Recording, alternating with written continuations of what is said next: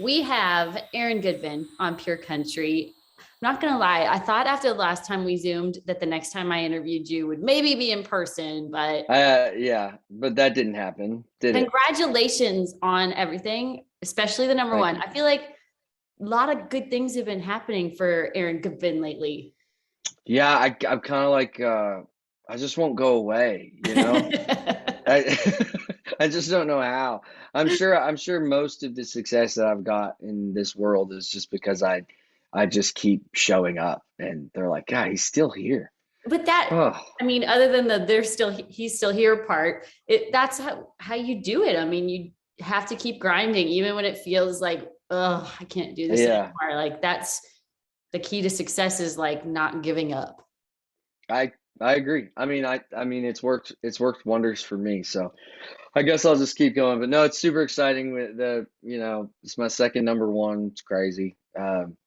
As you know, so many things have to happen and fall into place and for any kind of success like that. So I was just happy to have one. Now I have two, and now I have to like remember that I have two because I'm gonna say I have a number one, and then I'm gonna have to remind myself that I have another I'll one. remind you, don't worry. You've got Okay, good. so you are, when it went number one, it was such a fun song. And it was like, of course, about that special person in your life. Those songs tend to do well for you because I feel like the thing is that you've had your wife in your video. I personally know your wife, so I know she's Hmm. incredible. But having those songs that are meaningful to you go number one, I feel like is even more special because it is true to you and your story and your life.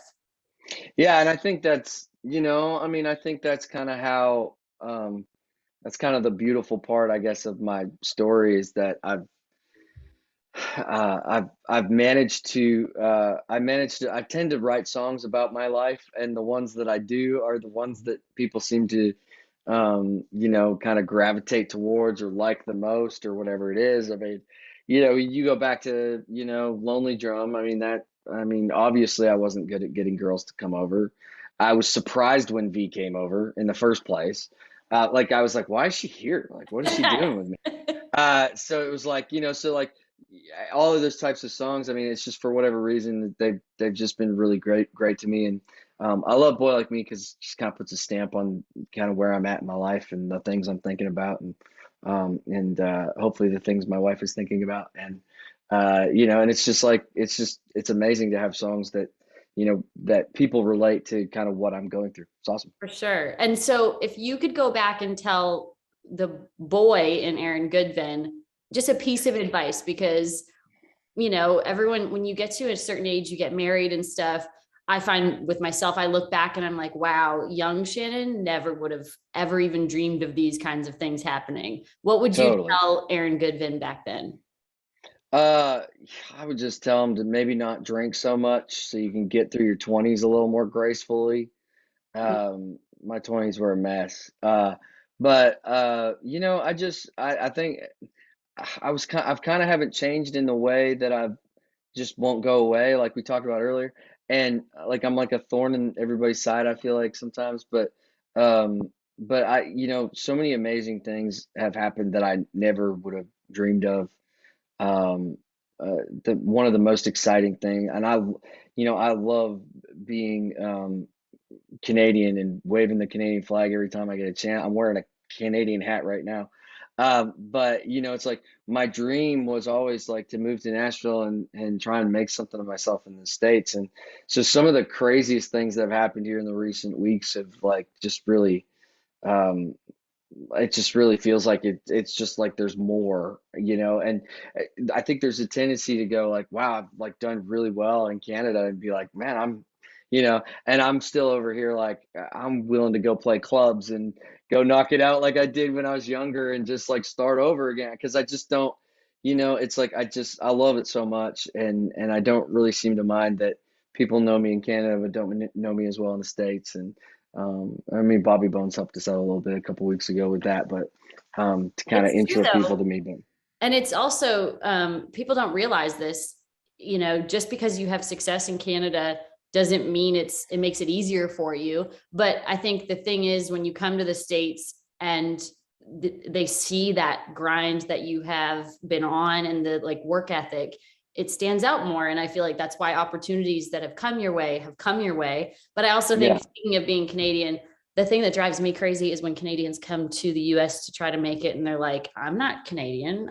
I don't want to, lead with that. So the fact that you were Right. on the Bobby Bones show wearing that hat and you were like, heck yeah, I'm Canadian. That is the part Yeah, that is totally. like, Well, you gotta be like where you're from. I mean, like, there's no, there's not, in my opinion, like people do there's no hide it reason to. though. Well, they do because they don't want people to think that, like, I guess because maybe, you can have a career in Canada. But then the question that I would get is like, well, if you're so good, then why aren't you good enough to be in your own country? Like, people don't understand the other side of it. Yeah, exactly. So it's kind of like, it's a constant dance around. But the one thing that I learned like really early on when I went on a radio tour, I went on a secondary radio tour when Woman in Love went out in 2016. And the thing that I learned from there was like, they don't care where you're from. Like, Mm-mm. they really don't. They just want to, and even more today that I've noticed in these days, like a lot of these programmers down here, they just want to play great music. They just want to play, so if you continue to make great music and you don't go away, then maybe you can have a shot. So, Yeah. Okay. We have to mhm. talk about the Bobby Bones situation because obviously Bobby Bones is also somebody who has never gone away. He has that same mentality too, that he's just like, Totally. keep showing up. And clearly it's worked for him. He's everywhere, all over our Pure Country stations. Yeah. So he has a Friday morning dance party. Your team pitched him Lonely Drum to play on the show with a plaque all about the songs. Did I get that right? Yeah, like a plaque of all the, yeah, it basically had like all the 27 million streams and all the The stuff in accolades. world. And we tried to pound home the fact that like clubs all over the United States are line dancing to Lonely Drum and have been for years, some of them.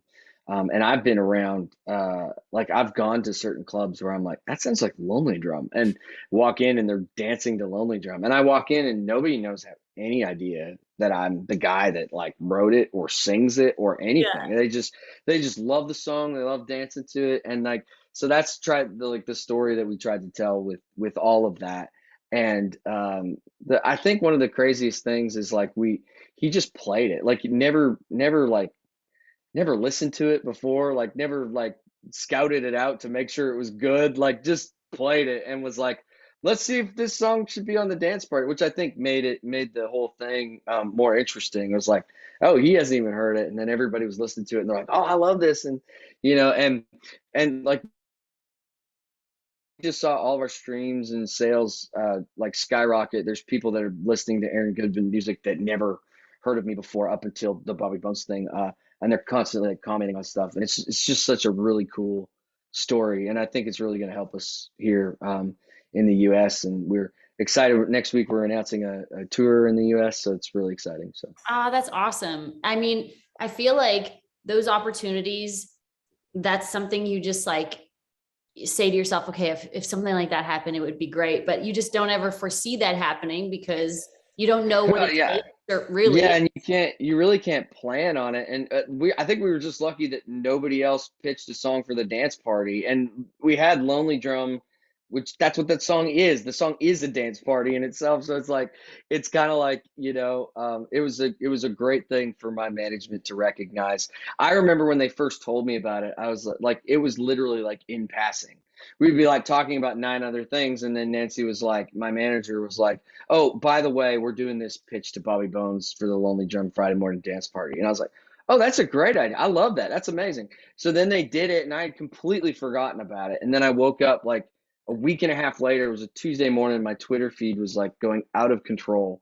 And I was like, what is happening? And then I figured out it was like new artist pitches a song for Bobby Bones Friday morning dance party, and it works.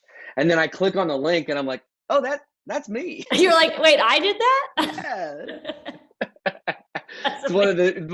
It's one of the amazing things about having like such a great team that like knows who you are, and Yeah, you do have is such able an is incredible. able they're so great, and they just encompass like everything that I am and everything that I would do and just do it. It's like this amazing kind of, it's an amazing thing. So Yeah, well, honestly, I feel like that's the thing you have to remember is like keep showing up and also surround yourself with great people because those are things that really make a difference in your life. Lucky Stars, let's talk about that song because I'm, you have a number one and you go and you do interviews and everyone's so excited about it, but then, you know, you quickly move on to the next thing. It's like with making a record. As soon as you finish a record, it's you already crazy. start on the next one. So Oh, totally. live in the Boy Like Me excitement for a minute, but then also how excited are you about the new song? So excited. I mean, this song's been around for a little while. I think we wrote it before the pandemic as well, which is, we wrote Boy Like Me before the pandemic, but this song has been kind of hanging around. It's been recorded before by other artists, or an other artist. And but it was like it was too good not to cut. And we recorded this song in the second round, and it just goes to show you that you can cut, like we cut 4 songs going like we're going after 4 number 1s, like that's what we were like going for. They took one of those songs and moved it to the next EP, so now we have what we call 3 number 1s, and then you go in and you cut another load of songs, and then this one sticks out like not only like a definite single, but also like it just came out so me and so like kind of what I'm all about. Um and it just kind of fit right in with the brand. And it was like this thing is a smash. And then we're like, okay, well now we got to put this out. And luckily it was called Lucky Stars, so we could name the record after it. So it really kind of worked.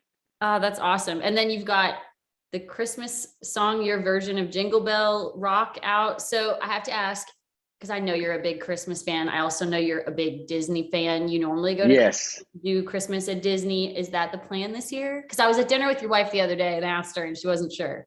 Well, we're doing it. We just Okay. don't know whether we're gonna do.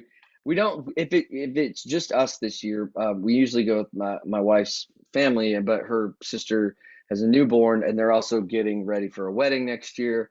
So they're saving every penny they can. And so my mother-in-law was like, "Well, I'll join you guys wherever you guys want to go." And then we were like, "Well, if it's just V and I, we've never been to Disneyland, so Ah, I think we're planning to maybe do that because it would be a new experience for both of us. So awesome. Well, you definitely need to pick a spot to do a celebration of the year you've had because in a crazy pandemic world, I feel like you're wrapping it up in a pretty good way.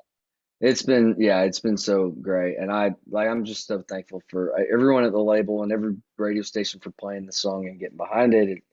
It really had the energy like right from the get go, from the Zoom meetings we had where we first played it for programmers and people in Canada. And we tried to get as many of them on the phone and on a Zoom call to just playing the song, and everybody was just excited right from the get go. And it's amazing to have that and then see it through all the way to the top of the charts. It's crazy. Yeah, for sure. Well, going back to the beginning of the conversation, keep showing up. Don't go anywhere. Okay. I don't really know what else to do, Shannon, Good. so Don't. I'm just gonna keep doing it. Hopefully, I'll see you at the CCMAs. Yes, we will be there. Yay. We will be Okay. there. Well, Yes, we are long overdue for a big hug and I know. get together and a catch up. And we'll just wait till I see you there. We'll talk about your CCMA nominations. Okay, sounds good. We got more to talk about next We time. I love do. it. Yes. We'll save that for in a few weeks. But thank you so much, Yes. Aaron Oh, Goodvin on Pure Country. Always a pleasure.